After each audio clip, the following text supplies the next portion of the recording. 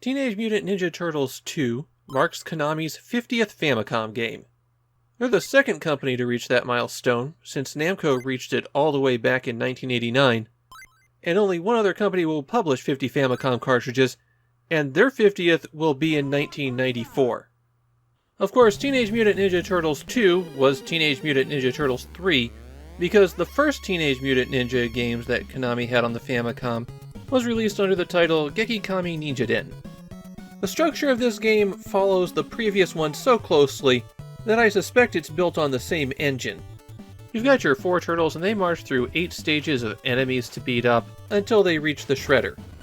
While the turtles were vacationing in Key West, the Shredder stole Manhattan, and so they'll need to cut their vacation short. Honestly, the whole levitating Manhattan away thing kind of bothers me here.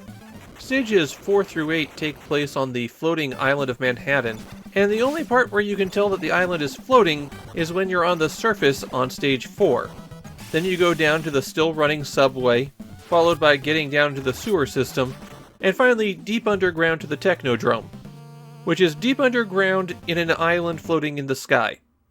Yeah, I kinda think they forgot the premise of their game somewhere here. When you start the game, you're given your choice of 4 turtles, and there actually is a difference among them this time. There's slightly different damage output, although it still takes each of them 2 hits to defeat a basic foot soldier. And every turtle has a unique attack.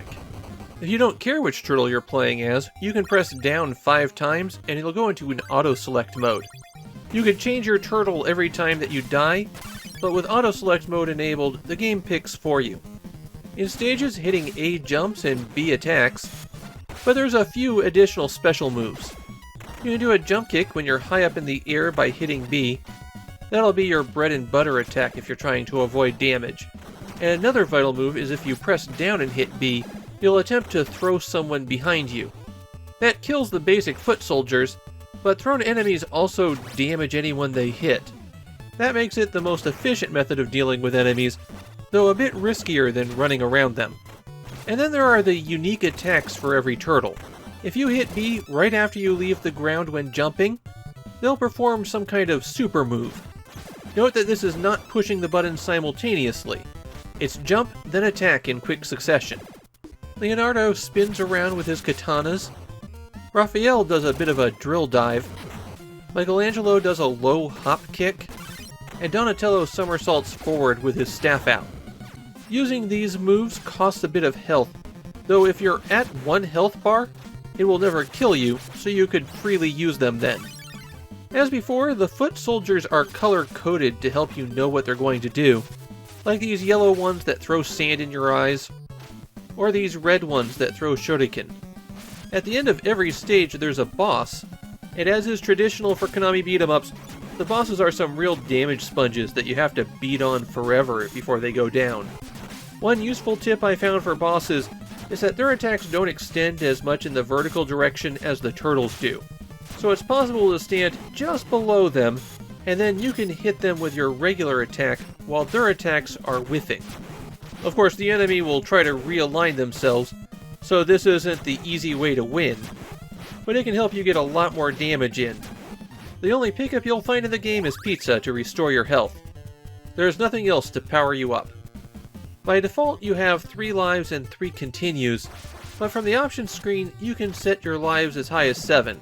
If you perform the Konami code on the title screen, you get a message from the developers. It just basically says, "Thank you for buying the game." No, you have to mirror the Konami code. Down, down, up, up, right, left, A, B. Do that, and you get to a level select.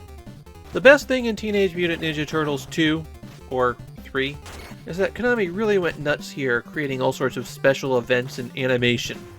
While this might not have the arcade levels, it is a lot closer to the arcade experience. You won't go very long in a stage without encountering some kind of extra special set piece. This is the end for the Teenage Mutant Ninja Turtles on the Famicom. That's right, no Tournament Fighters port. About 6 months after this, Konami is going to release Turtles 4 on the Super Famicom, which really transitions us into a new era.